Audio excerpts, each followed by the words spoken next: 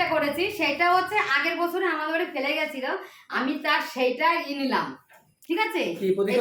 হ্যাঁ, প্রতিশোধ নিলাম না, আমু দিয়েছিলাম যে ওর ঘরে বেবি আসেনি, দুটো জম লক্ষ্য রাশি হিসেবে দিয়েছি আমি। আর এই যে পন্ডিত, এই দেখো এই পন্ডিত আমার বাড়ি ফেলে গেছে। ও এখন সন্ধ্যাবেলায় এসছে পোশাক খেতে, ও সন্ধ্যাবেলা পোশাক খেতে এসছে।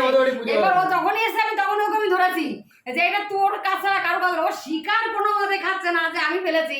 আর সকালে সন্ধ্যে খেতে বলেছিলাম যে সাধন ফেলেছি আমি, সাধনকে মার্কেট যদি দেখেছি আমি যখন আসি, আমি তখন সকাল বলেছি না যে সাধনের ওই সাধনের কাজ নেই, সাধনের কাজ এটা সাধন করেছে, আমি ধরেই ফেলেছি। এবার কোনটা করেছি সেটা সবার সামনে দেখাচ্ছি। এই যে তোমাদের ওরা পোশাক দিয়ে আছে, এই যে ঠাকুরের দামটা দিয়ে দিও, আবার বলে ঠাকুরের দামটা নি করে আমি দিয়ে দেবো, কি অবস্থা এ বাবা, বলে ঠাকুরের দামটা। তোমরা একটা জিনিস দেখো, কারোর দেখার ক্ষমতা নেই। গত বছর তো একটা দিয়ে গেছে, এ বছরও দিয়ে গেছে। যে বদমাইশটা করেছিল সেই বদমাইশটাই এটা আবার নতুন করে করেছে। কিন্তু আমরা তো পুজো করতে পারবো না, না করলেও আমিও কম না, আমিও কম যাই না, সেটা তোমরাও সেটা দেখতে পারবে।